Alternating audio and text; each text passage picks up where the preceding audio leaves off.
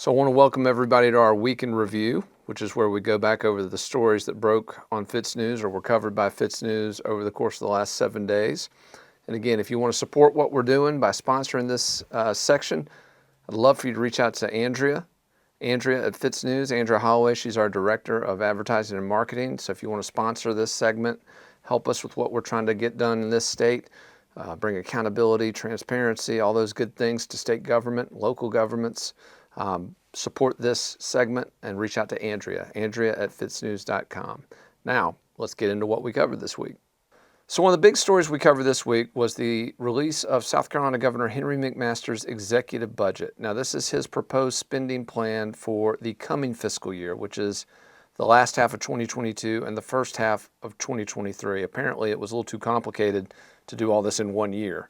Right? We've got to make it as complicated as possible so it's harder for you to follow what politicians are doing with your money. Turns out there's a good reason they want to make it difficult for you to follow, because they're spending your money hand over fist. And they're spending it on failed bureaucracies and a bunch of other stuff, crony capitalism, non-core functions of government, but we'll get into some of that in a minute.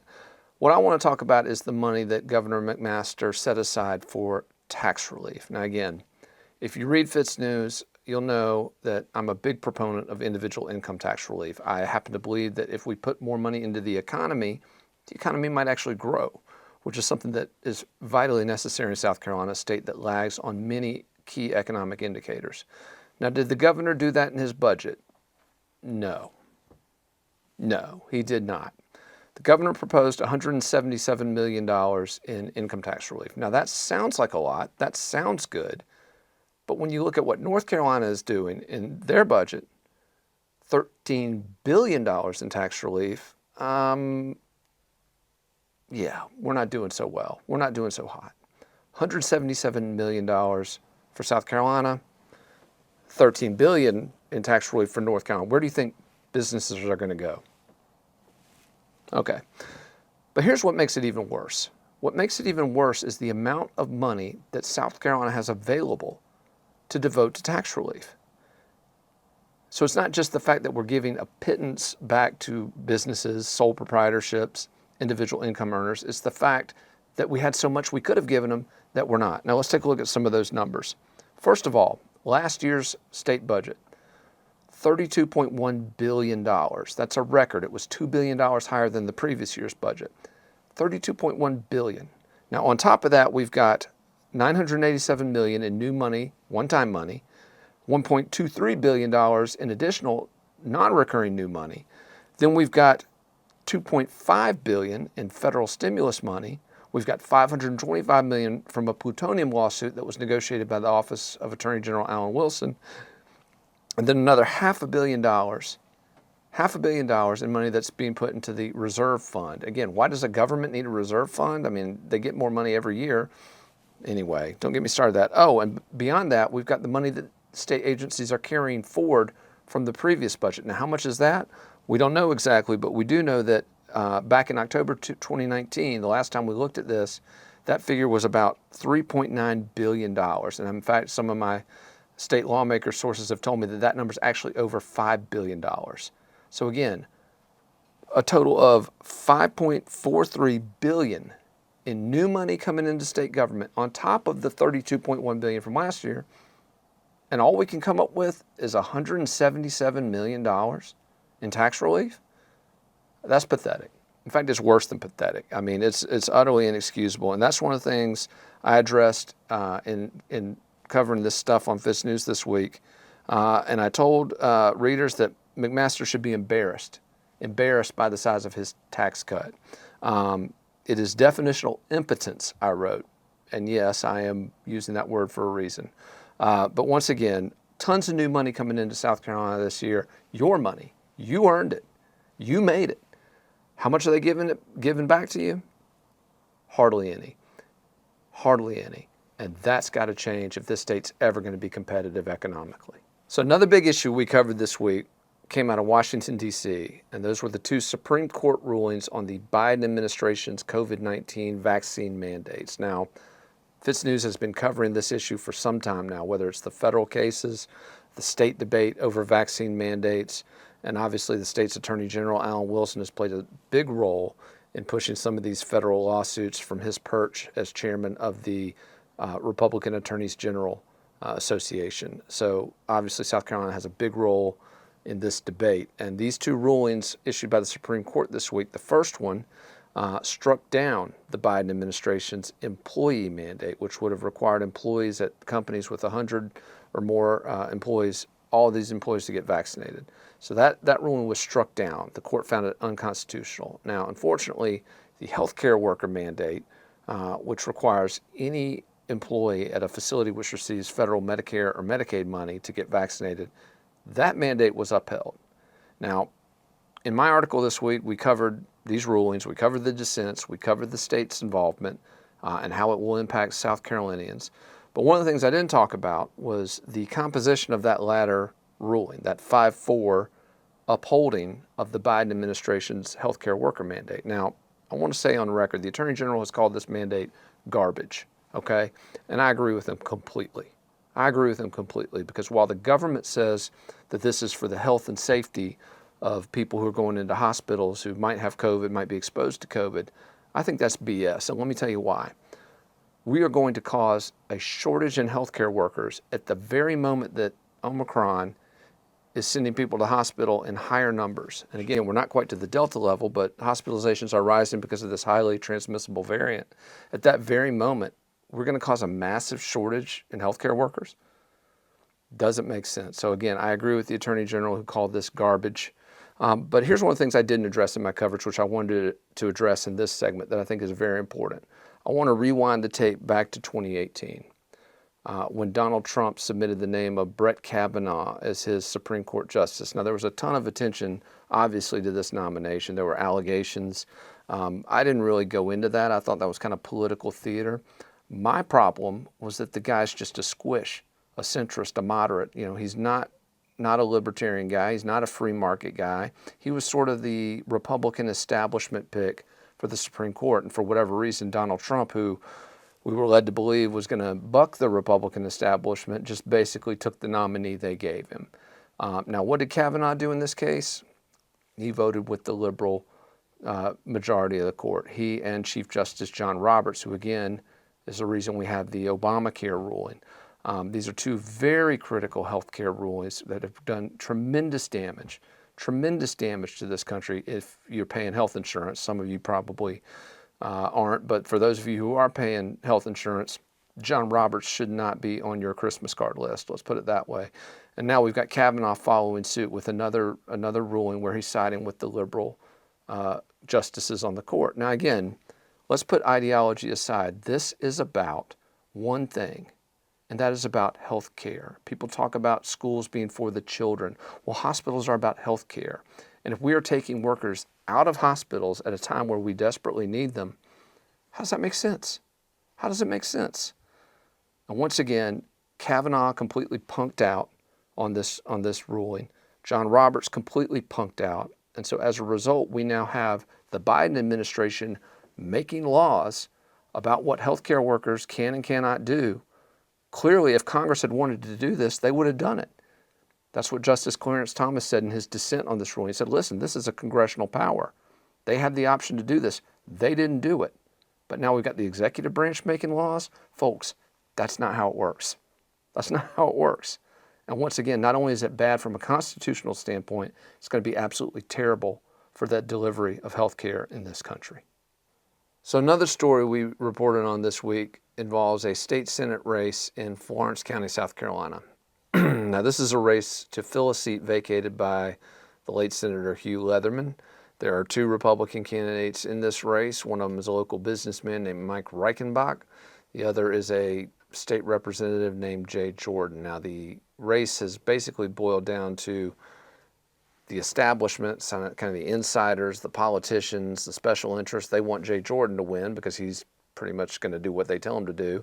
And then Reichenbach is sort of the candidate of the people, of change. He's up by 9 points in the latest polls, too, by the way, from some sources who are tracking this race. So that's good news for his campaign. But this week, one of the things we found in covering the race, there were some disclosures in Representative Jordan's campaign finance report that were interesting and a bit troubling. Now, everybody knows that money is the mother's milk of politics. Money in politics is sort of what moves people, what motivates people, what gets them to do things more often than not. And entities, special interests are very creative in the ways that they get money to the candidates that they support. Now, sometimes they're a little too creative for their own good, and that happened in this race. There's a group out of Columbia. They used to go by the name South Carolina Trial Lawyers Association. They now call themselves the Association for Justice. Now, I like the new name, but guys, just like people going from Democrat to Republican in South Carolina, they changed the name, but they didn't change who they are and what they do. Now, this group wants to support Jay Jordan because they believe he's going to do what they tell him to do, whether it's appointing judges, whether it's the state's tort laws, keeping them the way they want them. And so they want to give him money so that he can get his message out and overcome this 9-point hole that he's in. So instead of giving him the maximum allowable contribution of $1,000 from their political action committee, they went out and formed 10 new political action committees, each one of which gave Jordan $1,000. Now, is it legal? Technically. But this is exactly the sort of deliberate circumvention of the state's campaign finance laws that lawmakers are going to have to address if they want to get serious about money in politics. Now, I'm a free market guy. I think money is speech. I think the Supreme Court's been very, very clear on that. But when we look at this sort of deliberate effort to funnel money from a special interest to a candidate, it's brazen. It's, and if I were Jay Jordan, I would have sent the money back and said, guess what? You don't control me. I'm going to actually do what the people want on these issues, whether it's how we select judges, what sort of standards those judges use in setting bond for violent criminals, for example, which is a key public safety issue in Florence and all over the state. If I were Jay Jordan, that's what I would have done. But obviously, he's pocketing the money and running commercials trying to tell you how conservative he is. But anyway, this is a case that I'm going to be following very closely because it represents a new loophole in campaign finance law, one that any number of special interests are probably going to rush to exploit. Because again, if all you have to do is form a bunch of little shell companies to donate money to politicians, well, guess what? Every interest with money is going to start doing this. So this is a very important story, not just as it relates to this Senate race, but again, as it relates to the upcoming election cycle, because this is a brand new way for people to funnel money into political campaigns in the Palmetto State. All right, so we're just talking about special interests in the judicial arena trying to influence Palmetto politicians. And this segues very nicely into one of the other big issues that we covered this week. Now, regular readers, viewers are well aware that for years I've been advocating for tougher sentencing, tougher bonds for violent criminals, and I've been challenging judges in the Palmetto State to stop being so lenient, stop letting violent criminals with repeat offenses out on small bonds or no bond, which has been an incredible detriment to public safety in South Carolina, as you can see by the rising crime stats. Now, I've been kind of a voice crying in the wilderness on this. I've been a lone reed, if you will. But this week, a very important voice joined that chorus. And that voice is the South Carolina Sheriff's Association, and specifically Sheriff Kevin Tolson out of York County. Now, there's a letter that Tolson wrote to state lawmakers, and I rarely see this in my line of work. Typically, letters like this are couched, they're nuanced. There's the whole, oh, you're doing a good job, but if you don't mind, well, guess what? Tolson didn't do any of that. Tolson straight up told these guys, you are responsible. You, members of the South Carolina General Assembly, you guys are the ones appointing these bad judges. You guys are the ones not holding the judges you appoint accountable. It was a very bold, very aggressive letter, which took lawmakers to task and basically told them that their lack of action on this front is leading to a more dangerous state. Now, Tolson's letter cited a specific incident in North Augusta, South Carolina, an officer-involved shooting that we actually covered back in December. You can read about that on FITSNews.com. But he dove deeper into this issue, talked about how this was symbolic, emblematic of a bigger problem, of judges just simply not making public safety a priority, of subscribing to this woke conception of justice. Now again, I agree, everybody needs, access to bond on certain offenses, but attempted murder charges when you already got an attempted murder charge, or murder charge when you already got a murder charge, no. Those are not people that need to be on the street while their cases are pending. And so Tolson's letter, very aggressive. It called on lawmakers not only to look at how they select judges, but also the sentencing standards and the way that South Carolina sets bonds. And basically told them that what they're doing right now is not working. And so very important development in this fight.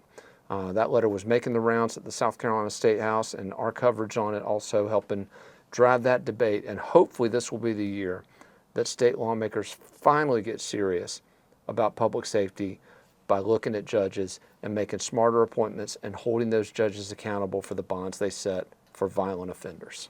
Now, we also did some interviews this week, and one of the most important ones, one of the ones that hit me the hardest, was an interview we did with Wendy Varner. Now, Wendy is an advocate for reform of the South Carolina Department of Juvenile Justice. That's an agency that has just descended into absolute chaos under the leadership, or lack thereof, of Governor Henry McMaster.